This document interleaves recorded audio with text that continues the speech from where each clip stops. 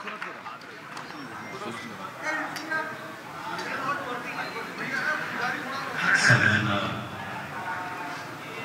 नमस्कार, सगळ्यांना जय किसान. मी इथं आलोय शेतकऱ्याचा पुत्र, शेतकऱ्याचा मुलगा म्हणून. मी कधी माझी बाजू लपून ठेवत नाही. की मागचे कोण बडबड करते त्याला बाहेर हाकून देण्यात येत बसत. तुमच्या ह्या असल्या चुकीमुळं काय होतं ते सुद्धा कालचं सांगतो मी तुम्हाला. त्यांना पहिला बाहेर काढा, नाही तर गप्पा साधा.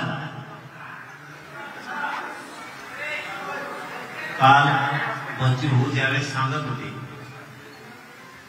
तुम्ही शांत न ऐकल्यामुळं तुमच्यातलं आणि नेतृत्वातलं काय दुरावा होतो शब्दाचा हे तुमच्या लक्षात नाही.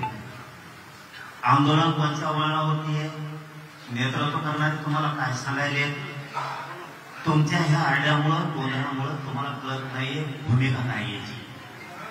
तुमच्या गोंधळामुळं तुम्ही ऐकलं नाही. कारण आम्ही काल ते बघितले, बच्चू भाऊ सांगत होते त्या लोकांना मिळत लागत नव्हता काय चाललंय. कारण तुम्ही तुमच्या त्याच्यात दंग होता. एखादी मोठी लढाई जिंकायची, आपण किती संयमानं शांततेनं काय शब्द केले, त्या शब्दाचे काय प्रयोग आहेत, त्याचे किती अर्थ होते, आपल्याला कसं आंदोलन पुढे चालवायचं, हे जिंकायचं कसं. कारण मूळ गाभा आंदोलन असतो. कुठल्याही आंदोलनाचा मूळ गाभा आंदोलन असतो. आणि ज्यावेळेस इकडून एखादा शब्द जातो त्यावेळेस त्यांनी जर तिकडं तो समजून घेतला तर आपल्याला भूमिका कळली. उदाहरण म्हणून सांगतो, याला जोडू नका इकडं तिकडं. मुंबईत आम्ही लाथाना गेलो, पोरं शांत ऐकत होते काय विषय,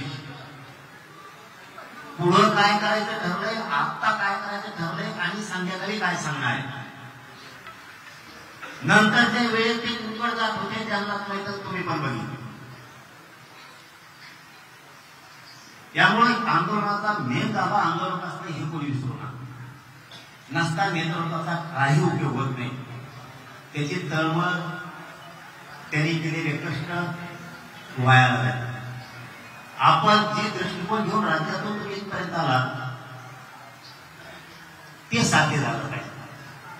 त्याच्यासाठी व्यवस्थित चित ठेवून लक्ष ठेवून आपण ऐकलं पाहिजे, काय काय येतंय, माहिती काय काय. बऱ्याचशा लोकांना काल मला वाटतं बच्चू भाऊ बोलले, नवले साहेब बोलले, पित्तर साहेब बोलले, आम्हाला जे वाटत होतं ना त्याच्यात त्या 25% लोकांना सुद्धा कळलं नाहीये काय म्हणून. कशी दिशा ठरवायची भाऊ. तुम्ही 500 किलोमीटर इथपर्यंत एखाद्या मागणी मान्य करण्यासाठी आला, तुम्ही जर लक्ष नाही दिलं तर ते कसं होणार. इथून पुढच्या काळात तरी शांतता, संयम ठेवा आणि काय दिशा आहे त्याच्यावरती लक्ष ठेवायचा. विषय असा आहे, मी शेतकरी म्हणून इथं आलो आणि माझं मूळ येण्याचं कारण सांगतो. मी आजारी, मला करता मिठा आणखी लय त्रास. मी काल ते 6:30 वाजता बघितलं, डाव टाकला. म्हणलं आपण घरात नाही झोपू शकतो. मी तुटकर साहेबांना फोन केला आणि त्यांना सांगितलं की बाबा मी गोळ्या औषध घेऊन निघतोय. 7 वाजता मी पहिला फोन बच्चू भाऊला केला असं निघतोय म्हणून. कारण ते दम निघत नव्हता, कारण त्याच्यातून आम्ही आलो. आता टप्पा कसा असला पाहिजे आणि आता आंदोलनाची भूमिका काय असली पाहिजे. टाकलेलं सरकारचं षडयंत्र, डाव कसा मोडायचा, किंवा प्रति डावानच मोडावं लागेल तरच आपण यशस्वी होऊ. आपण मात्र आता नागपूरकडे निघलं पाहिजे म्हणून आम्ही आलो. आम्हाला तुमचं मुंबईचं ठरलेलं माहीत नाही, बैठक ठरली का काय याचा निर्णय नाही आणि त्याच्यात मी पडणार पण. कारण आंदोलन करण्याची वेगळी वेगळी पद्धत असते. आमचं कसं साकाळायचं, तुमच्या शेतकऱ्यांचं कसं साकाळायचं, तुम्ही उभी आहेत त्याच्यात. तुम्ही पूर्ण आवश्यक शेतकरी आंदोलन कोणत्या टप्प्यावरती थांबायचं, कोणत्या टप्प्यावर नाही थांबायचं याचं ज्ञान तुम्हाला आहे. त्याच्यामुळे मी काय उगं तुम्हाला सल्ले देत बसायला देऊ शकत नाही. मी सांगायचं जा, नका जाऊ, शेतकऱ्याच्या आंदोलनातला टप्पा मला माहित नाही, मी तो शिकतोय. मी मागे सांगितलं की 2 तारखेला बैठक लावली, त्याच्या सगळ्याच्या संमतीनं मी ठरवलेला रद्द करून टाकले. म्हणून 2 शेतकऱ्यात गट दिसला कामा नाही. त्याला काय अर्थ आहे? लढायचं शेतकऱ्यासाठी बंद करून टाका. मी यासाठी बोलली होती, तुम्हाला खरं सांगतो, मी काय 2-4 मिनिटापेक्षा जास्त बोलणार नाही. मी यासाठी लावली होती, सगळे अभ्यासक तज्ञ संघटनेचे सगळे संस्थापक अध्यक्ष बोलवले होते की लढायचं कसं सांगा. कारण माझ्याकडे एकच गोष्ट, पब्लिक आहे आणि मी इमानदारीने लढतो. अभ्यासाचा आपला पत्ता नाही, जे आहे त्याला काय, पण आपण नीट करतो बा त्याला. आपल्याशिवाय आपलं यांना कदाचित घोडे लागल्याशिवाय हे नीट नाही होत. नाही तर न्यायालयाने फी नाही ना काही नाही, असंच या असेच जा, अशा स्वरूपात येते. त्यामुळं यांच्यामुळे समजून घेऊन एक बाजू यांच्याकडे दुसरी ग्राउंड लेवल आपण सांभाळू असं ते होतं. मी रद्द करून टाकलं, तो विषय संपला. कालचा विषय खूप वाईट वाटला, कारण पहिल्याच दिवशी जर सरकार डेटावर टाकते म्हणून आपण 100% साथ दिली पाहिजे, म्हणून इथपर्यंत आलो. बाकीचा काही उद्देश नाही, काय वाटू द्या. आम्ही आहेत म्हणल्या भाई बच्चे बोला चांगला माहिती आहे, आहेत म्हणलं खायचंच ना. पण आता ते मुंबई फिरवायचं काय मी सांगत नाही.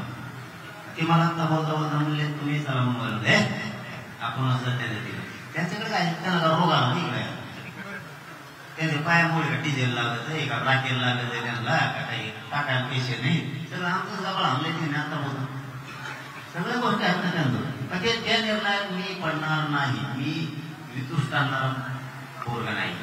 तुमचं जसं ठरलंय त्या पद्धतीनं तुमचं युवा. पण आता आम्ही पण नाही सांगितलं.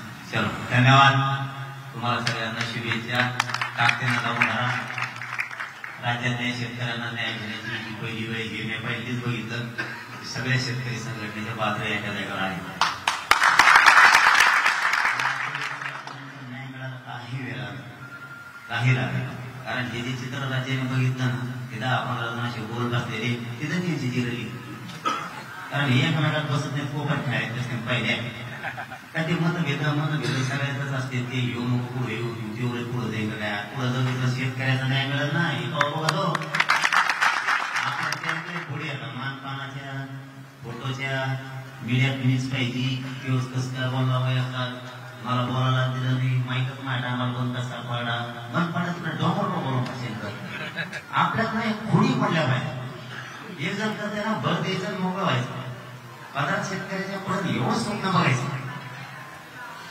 आपण ती मानपानापासून सुद्धा सगळ्यांनी लांब जाण, मला वाटतं गेले सगळे शेतकरी खरंच त्याचं कौतुक करायला पाहिजे.